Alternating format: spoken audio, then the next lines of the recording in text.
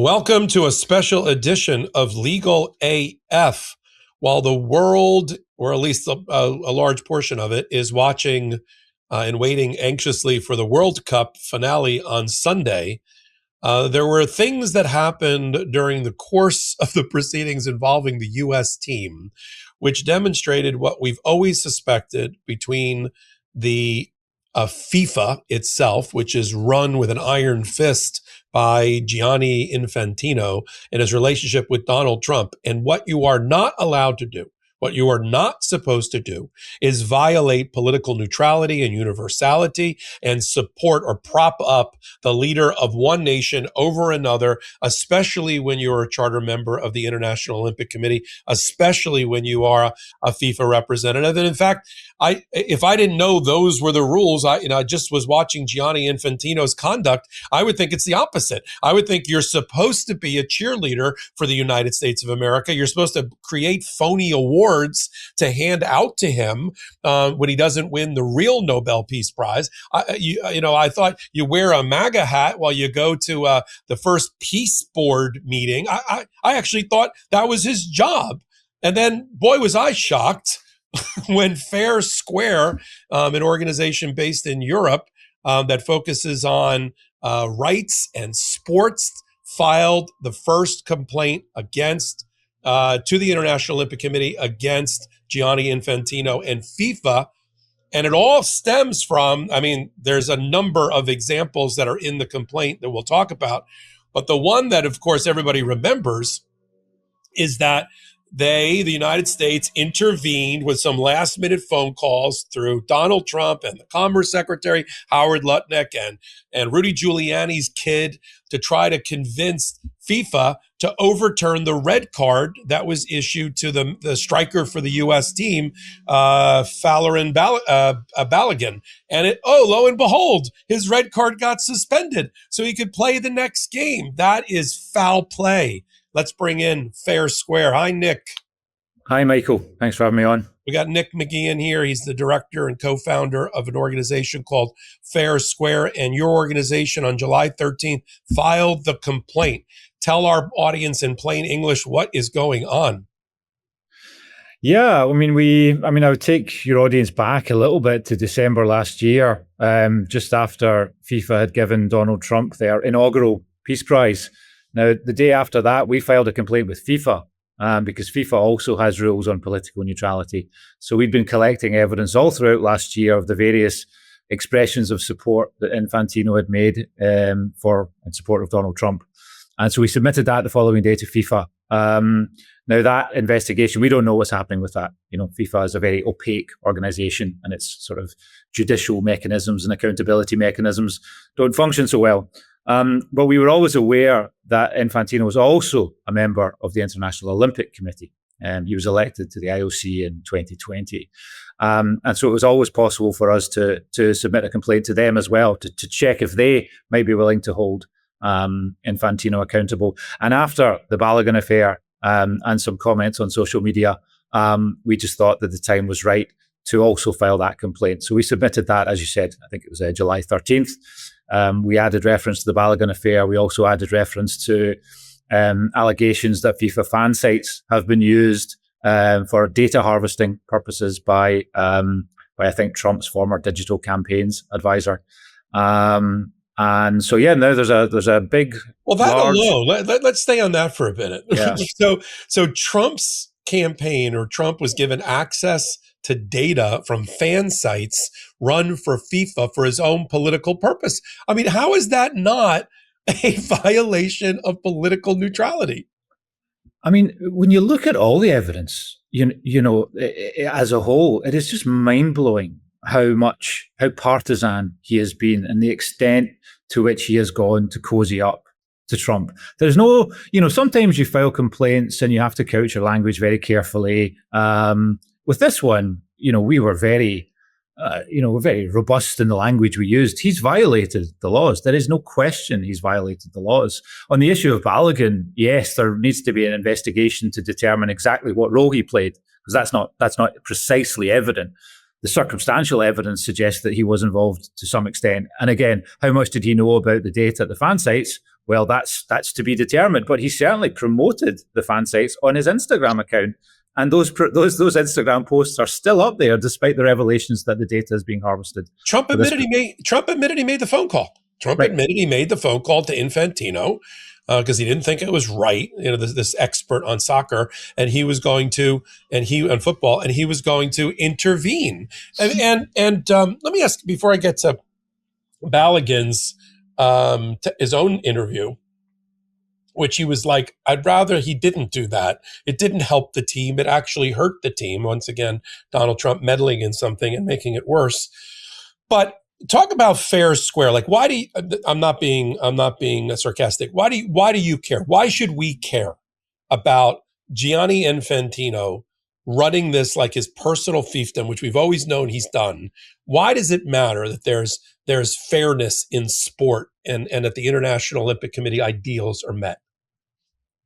So we got involved in FIFA really because of Qatar 2022, when FIFA wasn't taking any steps to protect migrant workers, and lots of people died making that tournament. And that was incredibly angering and frustrating for us, having done the research. But why is sport important? Well, sport is incredibly, in football, soccer in particular, it has this incredible cultural power, it has great political power, as well as tremendous economic power.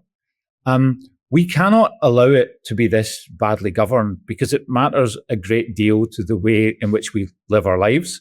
And it has incredible and great political significance and power. And if you allow this power to be harnessed by bad actors with nefarious goals like Donald Trump or Mohammed bin Salman of Saudi Arabia, then what happens is that transformative power is completely lost and is handed over to the dark side. And that's what Infantino is doing right now. And the moment we are living in, again, let's not overstate the issue. There are far more pressing concerns in the world right now. But the role that sport and the role that FIFA is playing is definitely injurious to our situation right now and is something that needs to be resolved as quickly as possible. I agree. I mean, and this is an organization that's had a history of scandal and bribery. This is not the first time. Everybody celebrated Argentina winning in Qatar, but the reason it was in Qatar was off a bribe scandal. Right. Yeah, exactly. It's been, since, it was 2015, right? I'm sure your listeners will remember the Department of Justice stepped in because senior officials were implicated in bribery and racketeering because of the bidding process that led to Qatar getting the World Cup.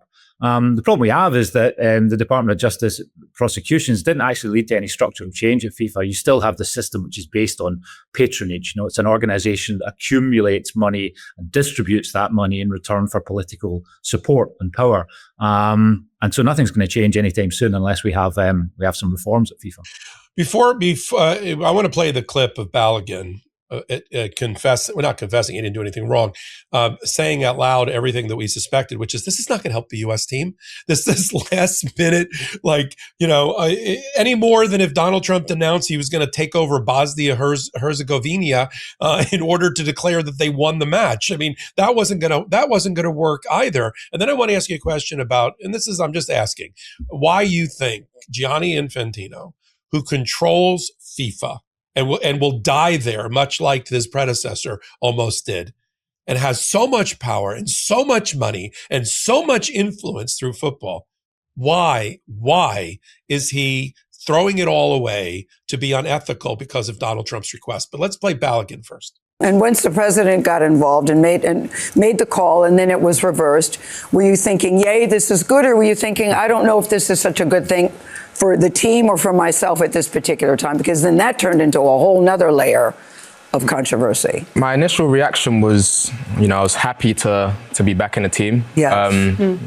But when I kind of started to reflect, I knew it was going to cause a lot of controversy. And I could almost see within my teammates a bit of nerves because it's something that's so unique. Mm-hmm. But the closer we got to the game, I tried to just focus as best as I could. Yeah. But it was difficult, a lot of outside noise.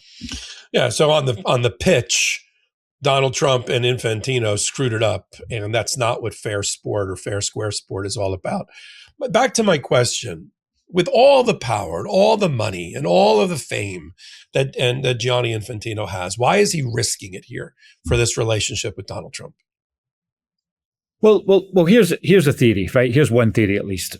The first thing to understand is World Cups are a scam, right? They're a complete scam because the US pays for everything and FIFA walks away with all the profits. That's the deal, right? Could you imagine a business where you get somebody else to pay all the expenses and you keep all the revenue? It's absolutely wild, and on top of that, right? On top of that, they ask for tax breaks, tax exemptions, in fact.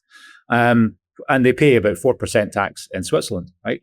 Now, Donald Trump probably knows it's a scam. And if we know anything about Donald Trump is that he doesn't like getting scammed. I mean, this is the man who talks about the art of the deal. So I get one theory or one part of it could just be this, right? Trump is basically saying, okay, you can come in here, you can waltz off with all the money and you can put us on the hook for all the costs. But I am going to, I'm going to get my part of this. And so he's definitely getting what he wants from it. He got his Peace Prize. He gets to sort of overturn red cars and play the big man. He gets to use the World Cup to sort of spotlight the sort of racism that underpins the MAGA project. That has been on full display in this World Cup. We talk about World Cups being, about sports washing and about people trying to cover up what they're trying to do. Trump hasn't done that at all. He very performatively deported the Somali referee, Omar Artan. And FIFA allowed him to do this. In fact, FIFA went so far as to say, I think Infantino said something to the effect that, we have to respect, national security or something. Effectively, not endorsing it as such, but certainly not criticizing it. So that's one theory. There are other people who think that Trump was involved in Infantino's machinations when he became the president back in 2016. I can't speak to that, but certainly there's a lot of money involved and a lot of money changing hands, and FIFA's walking away with a lot of it. And so my best guess at what's going on, or a key part of it, is that this is transactional, and Trump is getting what he wants from Infantino for all this money. And for those that don't, in America, although it's a growing enthusiasm and interest in football, both in domestic versions and all of the international leagues that are now on full display on our basic cable and on all different types of streaming services. I live in Miami. You might, if any country wants to take over Miami, do it at 3:01 on Sunday when Argentina plays Spain, because this entire city will be at a bar. I mean that in a good way. I mean, I live a block away from a major landmark Argentinian restaurant, and we tried to go yesterday to have lunch with my wife before the game, 3 hours before the game, and we couldn't even get into this place. So to have him, like one of the clips or one of the examples you use is about in November 2025, Infantino being interviewed in Miami about the American Business Forum, and he says, "I'm not an American, but as far as I understand, Trump was elected and was quite clearly elected." Oh, here we go with the talking points about the 2020 election. Let's actually play that clip so our audience can get a little bit of a taste of all the things that you've chronicled in your complaint. Let's play the clip. I have a great relationship. I'm really lucky. I have a great relationship with President Trump, who I consider really a close friend. But of course, he's been and is very, very helpful in everything we do for the World Cup. He was the president. He mentioned it today when the U.S., together with Canada and Mexico, was awarded the World Cup. And he's really engaged. He has such an incredible energy, and this is something that I really admire. He does things. He does what he says. He says what he thinks. He says actually what many people think as well, but maybe don't dare to say, and that's why he's so successful. Right.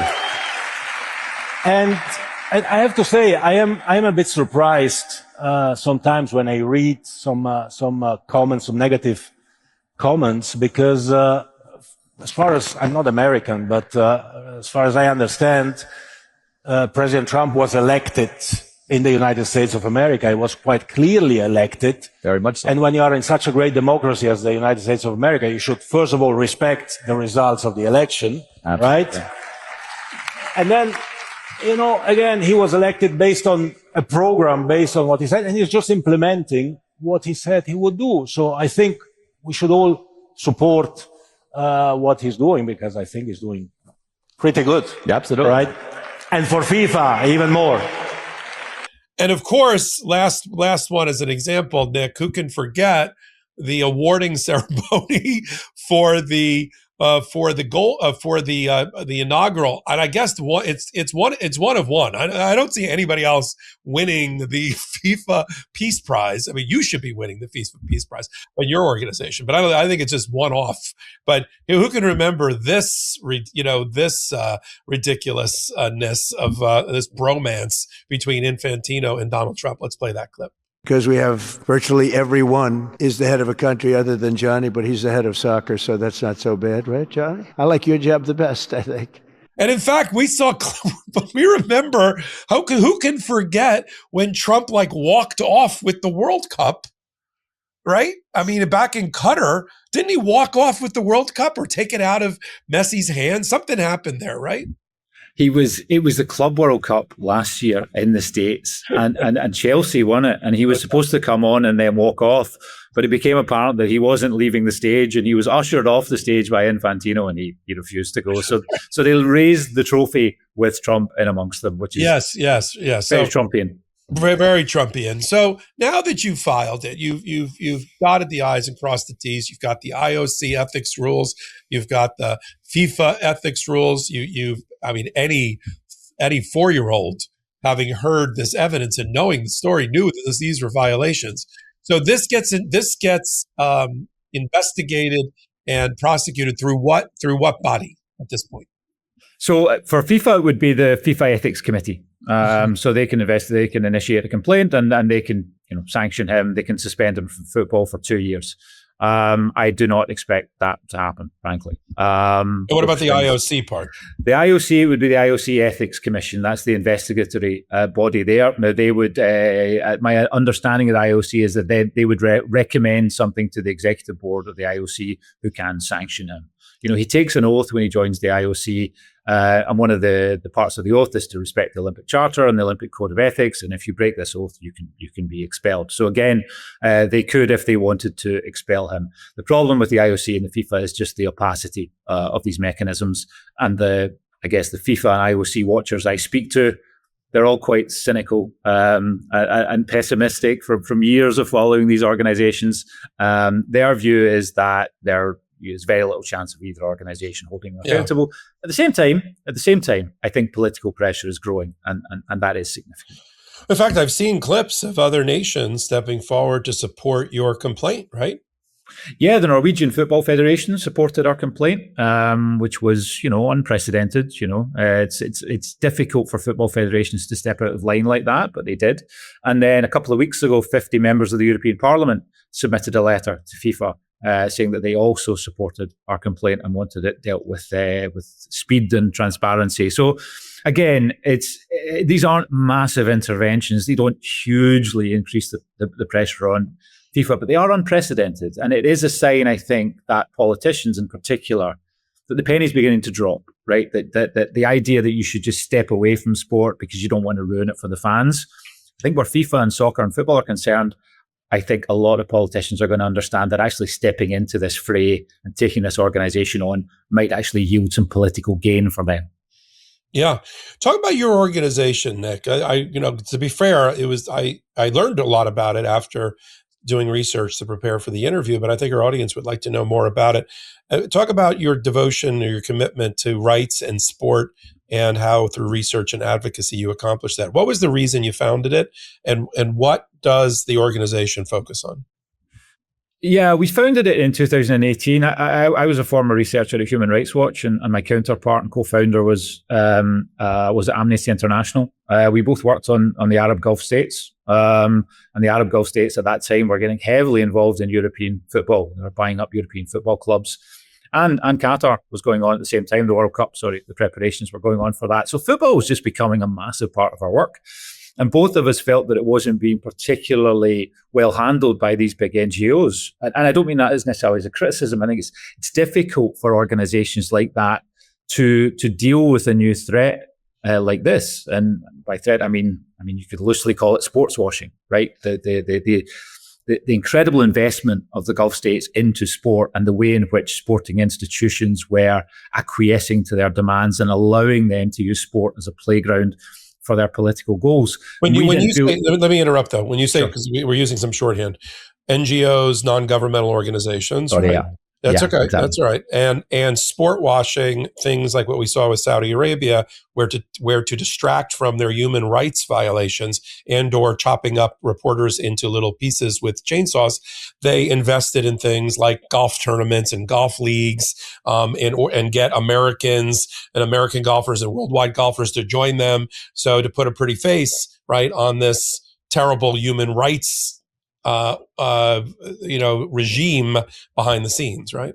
Yeah, precisely that. And we were seeing a lot of that. And I felt at the time, and I'm a football fan, so I have a sense of the sort of power of the game and what it can give to these, quote unquote, bad actors. And so we founded it in part because we wanted to take a different approach to the work and to be a bit more nimble and a bit more flexible in the way that we did it.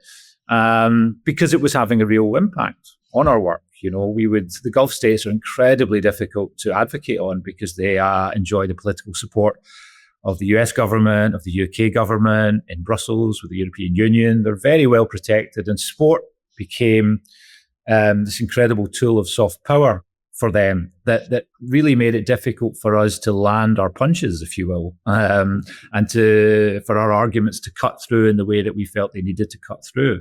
They have terrible human rights records, and we were involved quite deeply with a lot of the human rights activists working in those countries, and so we saw all the things that were happening there, in addition to the migrant worker populations and such. So that is really why we got involved in it. And then I think probably what happened is the more we got sucked into FIFA and looking at FIFA as an organization, the more we realized that what was needed was a real focused effort at this organization that really examined how it was constructed and how it was governed, and used the methodologies that we would typically deploy when working against states, but turn that on FIFA.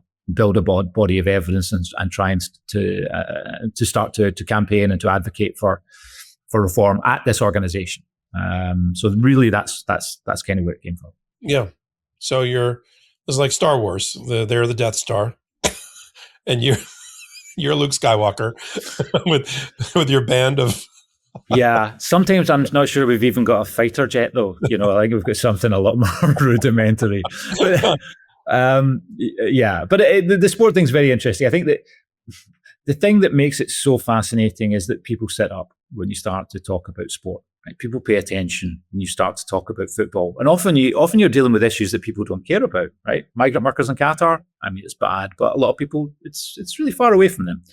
You start talking about sport, you start talking about football, you start talking about how this misgovernance isn't just affecting people off the pitch, it's affecting things on the pitch. The Balogun affair being the perfect example. And people start to take notice, and politicians start to take notice. So I am hopeful for it. I think there's real mileage in this body of work. Yeah, and I'm so glad that you were willing to come on. I reached out to you after I read about the lawsuit. I thought it'd be perfect for our audience, who sits at the intersection of law and politics and global and sport, to hear from you. If people now knowing about what you and your organization do want to help in some way, and we'll put the link in the notes below to the organization, how can they help? Is there a newsletter? Is there a donation button? How can they help you? Yeah, we just launched a campaign in June. It's called rebootfifa.com. And you can go on that site. You can add your name to a joint complaint that we're going to resubmit to FIFA, adding in all these details of the Balogun affair and the data harvesting. And there's also a donate button there, and we would welcome that.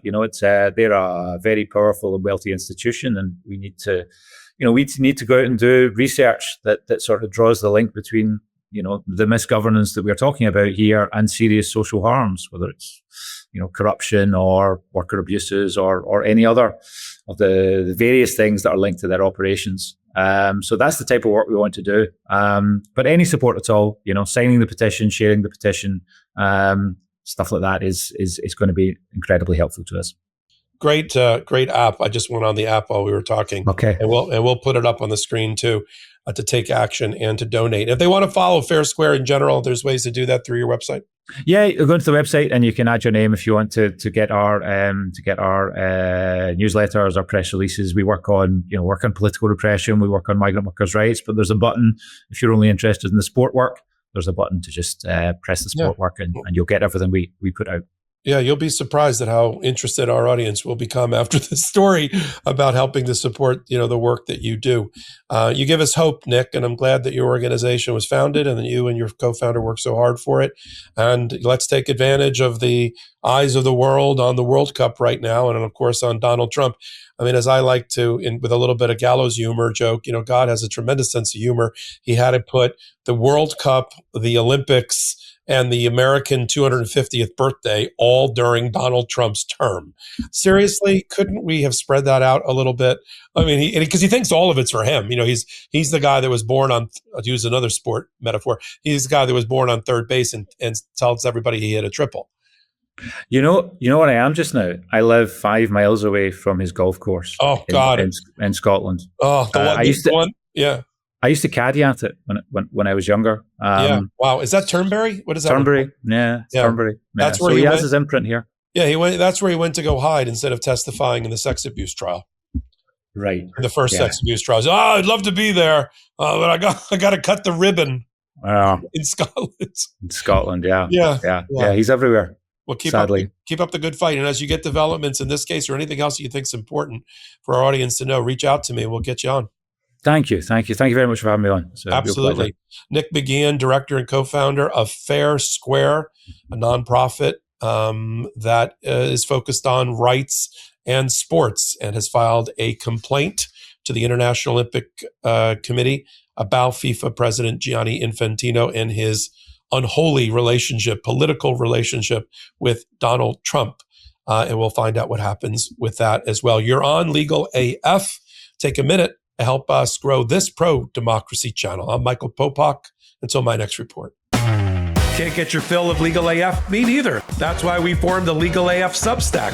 Every time we mention something in a hot take, whether it's a court filing or a oral argument, come over to the Substack. You'll find the court filing and the oral argument there, including a daily roundup that I do called, wait for it, Morning AF. What else? All the other contributors from Legal AF are there as well. We got some new reporting. We got interviews. We got ad-free versions of the podcast and hot takes. Where? Legal AF on Substack. Come over now to free subscribe.